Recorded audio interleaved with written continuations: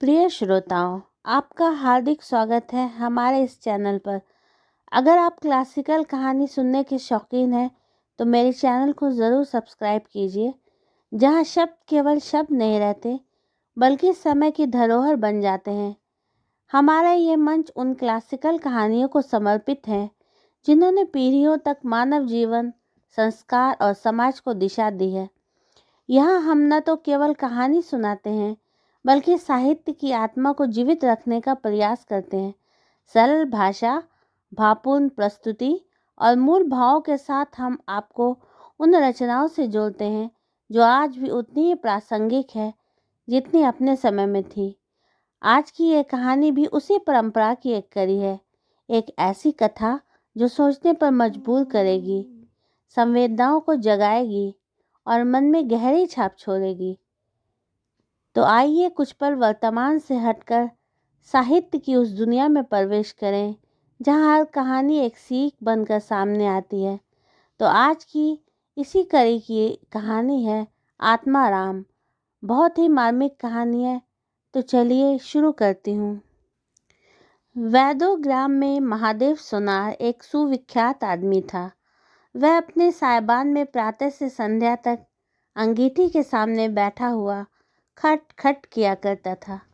ये लगातार ध्वनि सुनने के लोग इतने अभ्यस्त हो गए थे कि जब किसी कारण से वह बंद हो जाती तो जान पड़ता कोई चीज़ गायब हो गई है। वह नित प्रति एक बार प्रातःकाल अपने तोते का पिंजरा लिए कोई भजन गाता हुआ तालाब की ओर जाता था। उस धुंधले प्रकाश में उस जर्जर शरीर, पोपला मुंह और झुकी हुई कमर देखकर किसी अपरिचित मनुष्य को उसके पिशाच होने का भ्रम हो सकता था। जो ही लोगों के कानों में आवाज आती, सत्य गुरुदत्त, शिवदत्त दाता, लोग समझ जाते कि भोर हो गया। महादेव का पारिवारिक जीवन सुखमय न था। उसके 3 पुत्र थे, 3 बहुएं थीं, दर्जनों नाती पोते थे, लेकिन उसके बोझ को हल्का करने वाला कोई न था। लड़के कहते, जब तक दादा जीते हैं हम जीवन का आनंद भोग लें, फिर तो ढोल गले पड़ेगा ही। बेचारे महादेव को कभी कभार निराहार ही रहना पड़ता। भोजन के समय उसके घर में साम्यवाद का ऐसा गगनभेदी निर्घोष होता कि वह भूखा ही उठ जाता और नारियल का हुक्का पीता हुआ सो जाता। उसका व्यावसायिक जीवन और शांतिकारक था।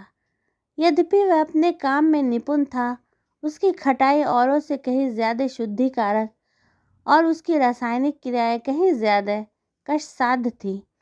तथापि उसे आए दिन शक्की और धैर्य शून्य प्राणियों के अपशब्द सुनने पड़ते थे। पर महादेव अविचलित, गंभीर सिर झुकाए सब कुछ सुना करता। ज्यों ही यह कलश शांत होता, वह अपने तोते की ओर देखकर पुकार उठता, सत्य गुरुदत्त, शिवदत्त दाता। इस मंत्र के जपते ही उसके चित्त को पूर्ण शांति प्राप्त हो जाती। एक दिन संयोगवश किसी लड़के ने पिंजरे का द्वार खोल दिया। तोता उड़ गया। महादेव ने सिर उठाकर जो पिंजरे की ओर देखा तो उसका कलेजा सन्न हो गया। तोता कहाँ गया? उसने फिर पिंजरे को देखा, तोता गायब था।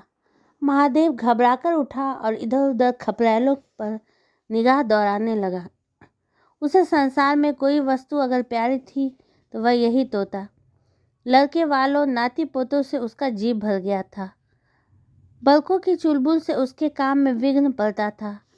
बेटों से उसे प्रेम ना था, इसलिए नहीं कि वे निकम्मे थे, बल्कि इसलिए कि उनके कारण वह अपने आनंददायी कुल्हारों की नियमित संख्या से वंचित रह जाता था।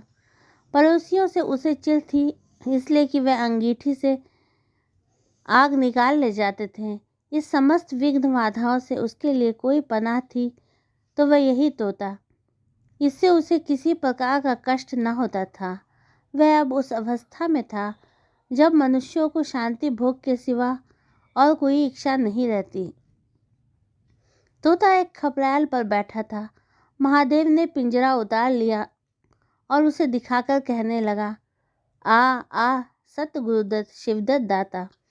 लेकिन गांव के घर के लड़के एकत्र होकर चिल्लाने और तालियां बजाने लगे। ऊपर से कौओं ने काव काव की रट लगाई।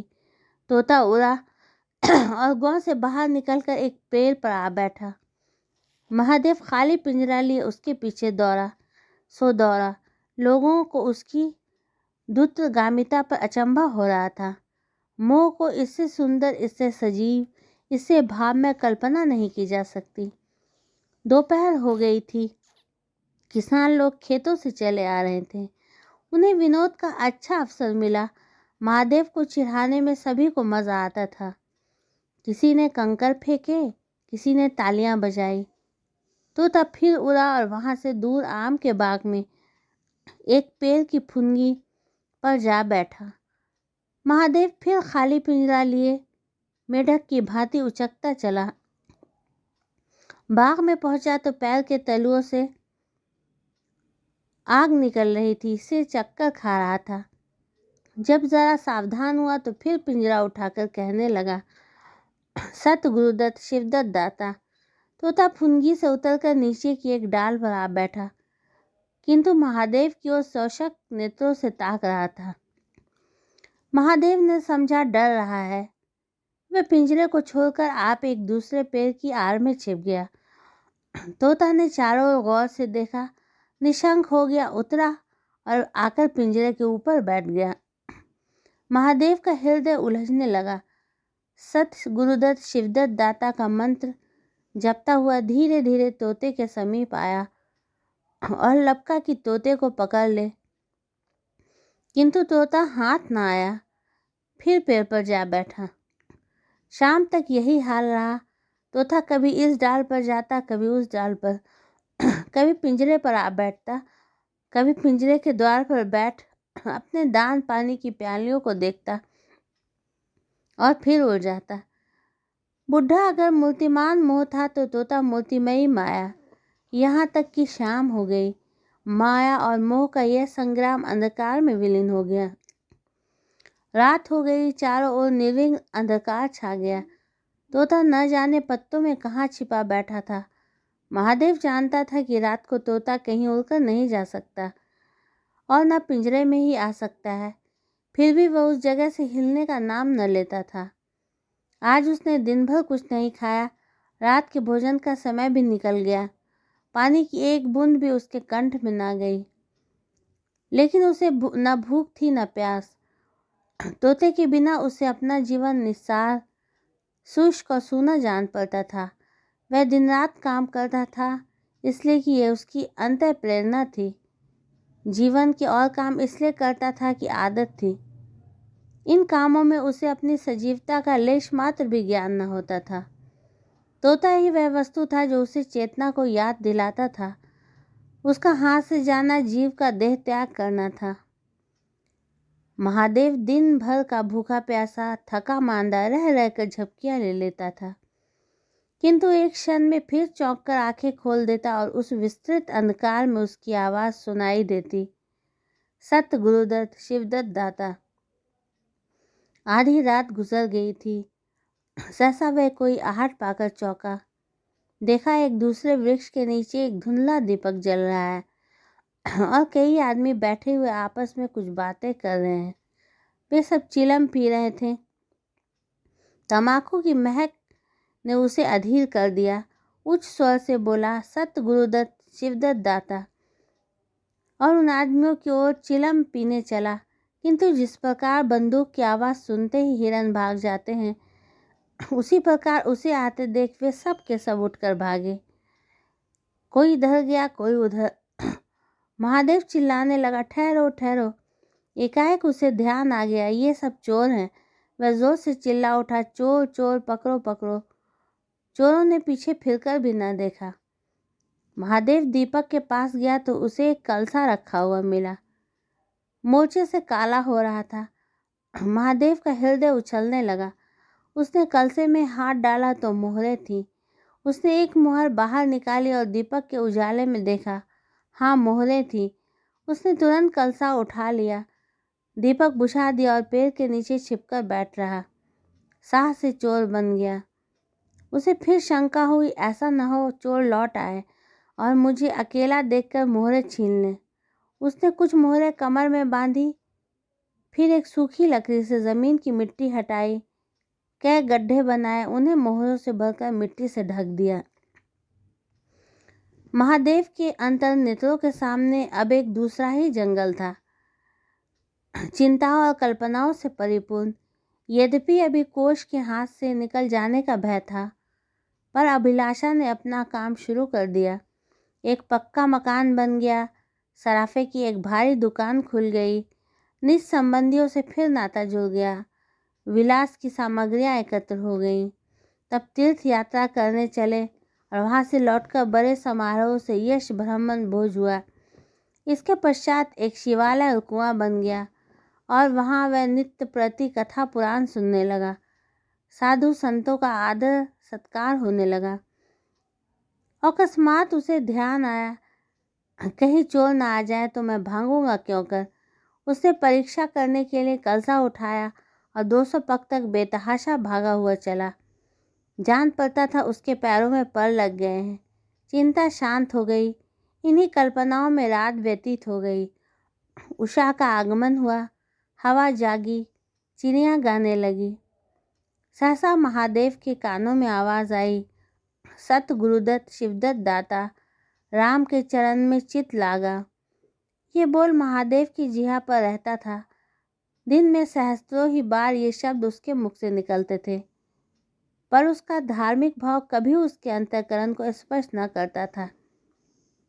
जैसे कि बाजे से राग निकलता है, उसी प्रकार उसके मुंह से वह बोल निकलता था, निरर्थक और प्रभाव शून्य। तब उसका हृदय रूपी वृक्ष पत्र पल्लव विहीन था। यह निर्मल वायु उसे गुंजारित न कर सकती थी, पर अब उस वृक्ष में कोपलें और शाखाएं निकल आई थीं। इस वायु प्रवाह से झूम उठा, गुंजित हो गया। अरुणोदय का समय था। प्रकृति एक अनुरागमय प्रकाश में डूबी हुई थी। उसी समय तोता पैरों को जोड़े हुए ऊंची डाल से उतरा, जैसे आकाश से कोई तारा टूटे, और आकर पिंजरे में बैठ गया। महादेव प्रफुल्लित होकर दौड़ा और पिंजरे को उठाकर बोला, आओ आत्माराम, तुमने कष्ट तो बहुत दिया, पर मेरा जीवन भी सफल कर दिया।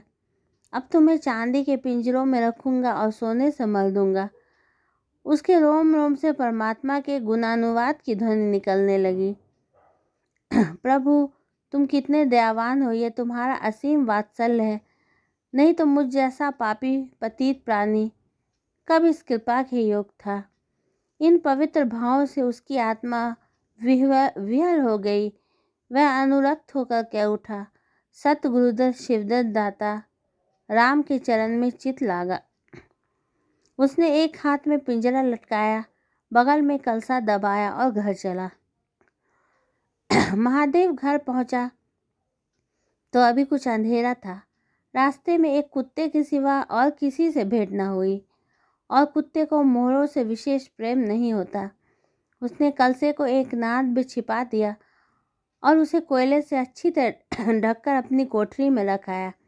जब दिन निकल आया तो वह सीधे पुरोहित जी के घर पहुंचा। पुरोहित जी पूजा पर बैठे सोच रहे थे। कल ही मुकदमा की पेशी है और अभी तक हाथ में कौड़ी भी नहीं। जजमानों में कोई सांस भी नहीं लेता। इतने में महादेव ने पालागन की। पंडित जी ने मुंह फेर लिया। यह अमंगल मूर्ति कहाँ से आ पहुंची?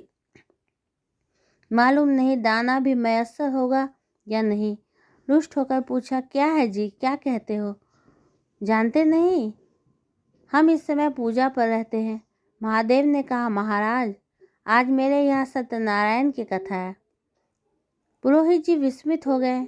कानों पर विश्वास न हुआ। महादेव के घर कथा का होना उतनी ही असाधारण घटना थी जितनी अपने घर से किसी भिखारी के लिए भीख निकालना। पूछा, आज क्या है? महादेव बोला, कुछ नहीं, ऐसे ही इच्छा हुई कि आज भगवान की कथा सुन लूं। प्रभात ही से तैयारी होने लगी। वेदों और अन्य निकटवर्ती गांव में सुपारी फिरी। कथा के उपरांत भोज का भी न्योता था। जो सुनता आश्चर्य करता, ये आज रेत में धूप कैसे जमी? संध्या समय सब लोग जमा हो गए। पंडित जी अपने सिंहासन पर विराजमान हुए तो महादेव खड़ा होकर उच्च स्वर में बोला, भाइयों, मेरी सारी उम्र छल कपट में कट गई। मैंने न जाने कितने आदमियों को दगा दी, कितने खरे को खोटा किया, पर अब भगवान ने मुझ पर दया की है, वह मेरे मुंह की कालिख मिटाना चाहते हैं। मैं आप सब भाइयों से ललकार कहता हूँ कि जिसका मेरे जिम्मे कुछ निकलता हो, जिसको जामा मैंने मार ली हो, जिसके चोखे माल को खोटा कर दिया हो, वह आकर अपनी एक एक कौड़ी चुका ले। अगर कोई यहाँ ना पा सका तो आप लोग उसे जाकर कह दीजिए कल से 1 महीने तक जब जी चाहे आए और अपना हिसाब चुकता कर ले। गवाही साखी का काम नहीं। सब लोग सन्नाटे में आ गए। कोई मार्मिक भाव से सिर हिलाकर बोला, हम कहते न थे। किसी ने अविश्वास से कहा, क्या खाकर भरेगा, हजारों का टोटल हो जाएगा। एक ठाकुर ने ठिठोली की, और जो लोग सुरधाम चले गए। महादेव ने उत्तर दिया, उनके घर वाले तो होंगे। किंतु इस समय लोगों को वसूली की इच्छा न थी, जितनी ये जानने की कि इसे इतना धन कहाँ मिल गया। किसी को महादेव के पास आने का साहस न हुआ। देहात के आदमी थे, गरे मुर्दे उखाड़ना क्या जाने। फिर प्राय लोगों को याद भी न था कि उन्हें महादेव से क्या पाना है, और ऐसे पवित्र अवसर पर भूल चूक हो जाने का भय उनका मुंह बंद किए हुए था। सबसे बड़ी बात यह थी कि महादेव की साधुता ने उन्हें वशीभूत कर लिया था। अचानक पुरोहित जी बोले, तुम्हें याद है मैंने एक कंठा बनाने के लिए सोना दिया था, तुमने कई माशे तौल में उड़ा दिए थे। महादेव, हाँ याद है। आपका कितना नुकसान हुआ होगा? पुरोहित, 50 से कम न होगा। महादेव ने कमर से 2 मोहरें निकाली और पुरोहित जी के सामने रख दी। पुरोहित की लोलुपता पर टिकाए होने लगी। ये बेईमानी है। बहुत हो तो 2-4 रुपये का नुकसान हुआ होगा। बेचारे से 50 ऐंठ लिए। नारायण का डर नहीं, बनने को पंडित पर नियत ऐसी खराब। राम राम। लोगों को महादेव पर एक श्रद्धा सी हो गई। 1 घंटा बीत गया, पर उन सहस्त्रों मनुष्यों में से एक भी न खड़ा हुआ। तब महादेव ने फिर कहा, मालूम होता है आप लोग अपना अपना हिसाब भूल गए हैं, इसलिए आज कथा होने दीजिए। मैं 1 महीने तक आपकी राह देखूंगा। इसके पीछे तीर्थ यात्रा करने चला जाऊंगा। आप सब भाइयों से मेरी विनती है कि आप मेरा उद्धार करें। 1 महीने तक महादेव लेनदारों की राह देखता रहा। रात को चोरों के भय से नींद न आती थी। अब वह कोई काम न करता। शराब का चस्का भी छूटा। साधु अभ्यागत जो द्वार पर आते उनका यथा योग्य सत्कार करता। दूर दूर तक उसका सुयश फैल गया। यहाँ तक कि महीना पूरा हो गया और एक आदमी भी हिसाब लेने न आया। अब महादेव को ज्ञात हुआ कि संसार में कितना धर्म, कितना समव्यवहार है। अब उसे मालूम हुआ कि संसार बुरों के लिए बुरा है और अच्छों के लिए अच्छा। इस घटना को हुए 50 वर्ष बीत चुके हैं। आप वेदों जाइए तो दूर ही से एक सुनहरा कलश दिखाई देता है। यह ठाकुरद्वारे का कलश है। उससे मिला हुआ एक पक्का तालाब जिसमें खूब कमल खिले रहते हैं। उसकी मछलियाँ कोई नहीं पकड़ता। तालाब के किनारे एक विशाल समाधि है। यही आत्माराम का स्मृति चिन्ह है। उसके संबंध में विभिन्न किंवदंतियाँ प्रचलित हैं। कोई कहता है उसका रत्न जड़ित पिंजर स्वर्ग को चला गया। कोई कहता है वह सतगुरुतत्व कहता हुआ अंतर्ध्यान हो गया। पर यथार्थ यह है कि ये उस पक्षी रूपी चंद्र को किसी बिल्ली राहु ने ग्रस लिया। लोग कहते हैं आधी रात को अभी तक तालाब के किनारे आवाज़ आती है, सत्य गुरुदत्त, शिवदत्त दाता। राम के चरण में चित लगा। महादेव के विषय में भी कितनी ही जनश्रुतियाँ हैं। उनमें सबसे मान्य ये है कि आत्माराम के समाधिस्थ होने के बाद वह कई सन्यासियों के साथ हिमालय चला गया और वहाँ से लौटकर न आया। उसका नाम आत्माराम प्रसिद्ध हो गया। तो ये कहानी आपको कैसी लगी? ऐसी ही और कहानी सुनने के लिए आप मेरे चैनल को ज़रूर सब्सक्राइब कीजिए और वीडियोस को लाइक शेयर करना मत भूलिएगा। Thanks for watching.